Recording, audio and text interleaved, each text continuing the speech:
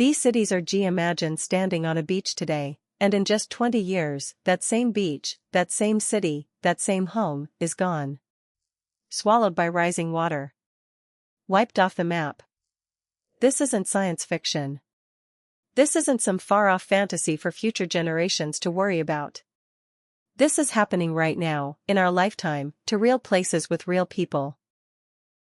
Today we are talking about two locations that scientists and researchers are watching with growing alarm: Dhaka in Bangladesh, and the entire nation of the Maldives.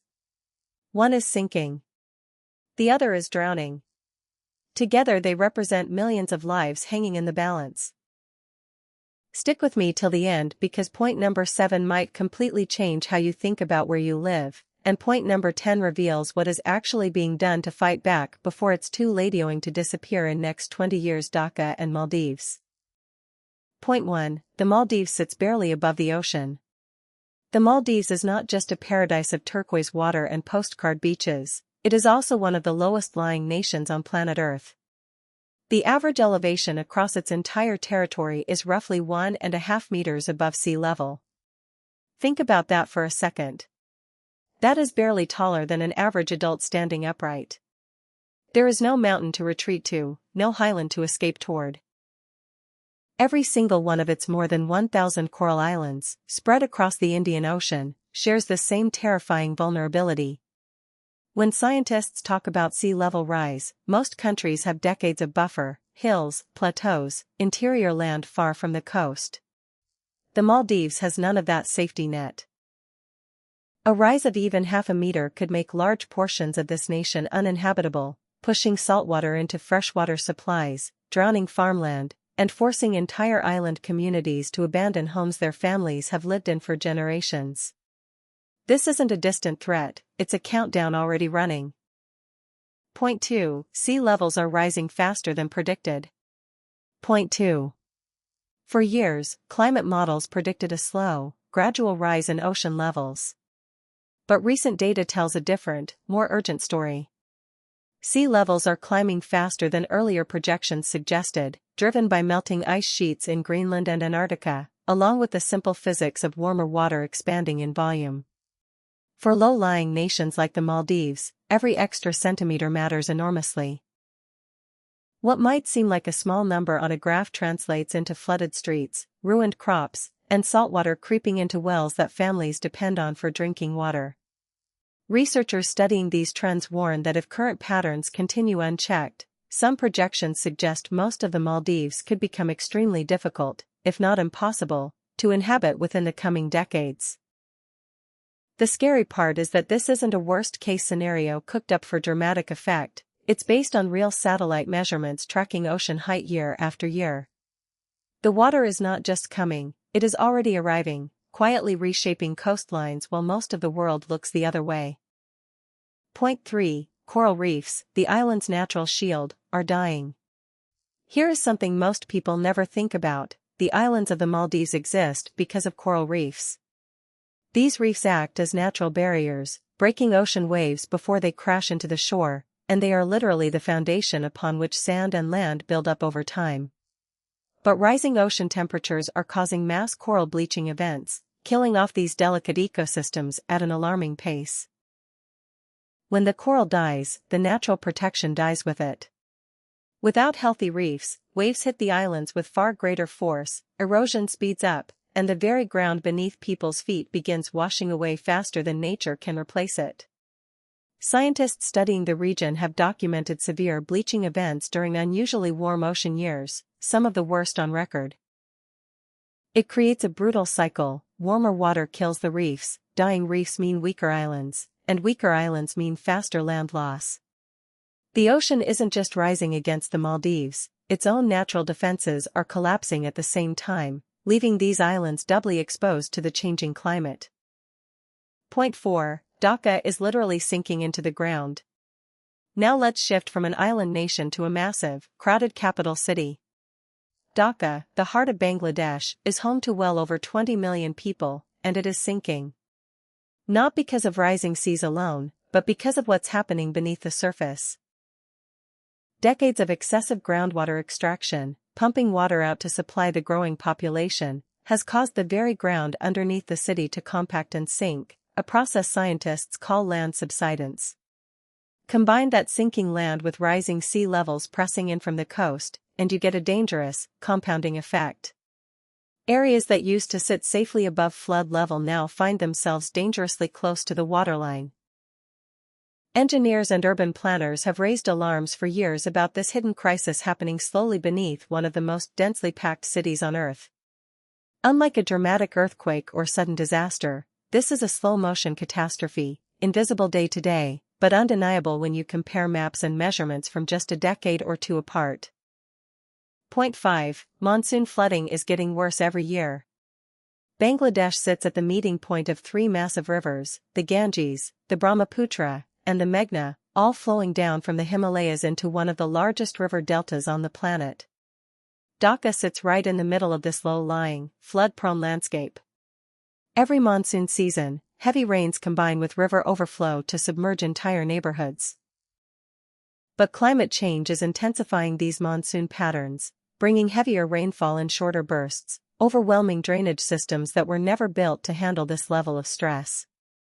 Streets turn into rivers within hours. Homes flood. Sewage systems back up, spreading disease alongside the floodwater. For a city already sinking from below, rising floodwaters from above create a terrifying squeeze. Year after year, the flooding season seems to arrive with greater intensity, leaving less recovery time before the next wave hits. Residents describe watching their neighborhoods transform overnight, streets they walked as children now regularly disappearing under murky brown water for weeks at a time. Point 6. Overcrowding makes everything more dangerous. Dhaka is often ranked among the most densely populated cities on the entire planet. Millions upon millions of people are squeezed into a relatively small urban area, many living in informal settlements built on the lowest, most flood-prone land available, simply because it's the only land they can afford. This creates a brutal irony: the people most vulnerable to flooding and sinking land are often the ones with the fewest resources to relocate or rebuild. When disaster strikes, overcrowded infrastructure means evacuation routes clog instantly, emergency services get stretched impossibly thin, and clean water becomes scarce almost immediately. Hospitals overflow. Shelters run out of space within hours. This overcrowding isn't just an inconvenience, it multiplies the human cost of every flood, every storm, every sinking inch of ground.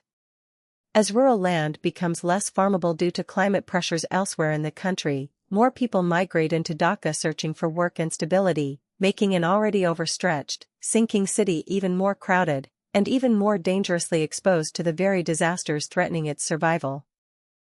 Point 7. Climate refugees are already a reality, not a future prediction. Here is the point that changes everything. People assume climate displacement is something that will happen someday, decades from now. It's already happening. Communities in low-lying areas of Bangladesh have already been forced to abandon flooded villages, moving toward cities like Dhaka, ironically toward a place that is itself sinking. In the Maldives, government officials have openly discussed contingency plans for what happens if entire islands become unlivable, including purchasing land in other countries as a potential future home for displaced citizens. These aren't hypothetical think tank discussions, they are real conversations happening in real government meetings right now. The term climate refugee used to sound like science fiction. Today it describes real families who have lost real homes. This wave of displacement is projected to grow substantially in the coming years, and the world is only beginning to grapple with the legal and humanitarian questions of what happens when your entire homeland becomes physically uninhabitable, not from war, but from water. Point 8. The Maldives is building floating cities as a last resort. Faced with an existential threat, the Maldives isn't simply waiting for the worst to happen. Engineers and architects have proposed and begun constructing floating city projects, entire neighborhoods designed to rise and fall naturally with sea levels rather than being swallowed by them. These floating structures are anchored to the ocean floor but designed to float on the surface, theoretically immune to the rising water that threatens traditional fixed islands. It sounds like something from a futuristic movie, but it's a genuine, serious response to a genuine, serious crisis. The government has also raised the height of the capital island through massive land reclamation projects, essentially building a taller, more resilient foundation for its most important urban center. These are expensive, ambitious, unprecedented engineering efforts. Whether they can scale fast enough to protect an entire nation remains an open question, but they represent something powerful, a refusal to simply accept disappearance as inevitable, and a bold attempt to literally build a floating future. Point 9. Dhaka is racing to build flood defenses. Bangladesh has a long, painful history with flooding, and that history has actually made it a global leader in certain flood adaptation strategies. Engineers are working on massive drainage overhauls, improved embankments, and stricter regulations aimed at slowing groundwater extraction to reduce land subsidence. Urban planners are pushing for better building codes in flood-prone zones, elevated infrastructure, and improved early warning systems that give residents crucial extra hours to evacuate before disaster strikes. International organizations and climate scientists have partnered with local governments to fund resilience projects throughout the region. Progress is happening, but it's a race against time, and honestly, the sinking city is often outpacing the solutions being built to save it. Every new drainage canal or reinforced embankment buys valuable time, but experts agree that without addressing the root causes, unchecked groundwater pumping and rising global temperatures, these efforts function more like patches than permanent fixes for one of the world's most flood-vulnerable megacities. Point 10. There is still a window to change the outcome. Here is the most important truth in this entire story: none of this is completely locked in yet. The severity of what happens to Dhaka and the Maldives over the coming decades still depends heavily on choices being made right now, today, around the world.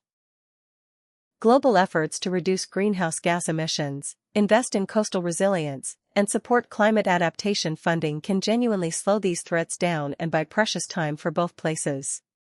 Scientists studying these regions consistently emphasize that the difference between moderate sea level rise and catastrophic sea level rise comes down to decisions made this decade, not some distant future date.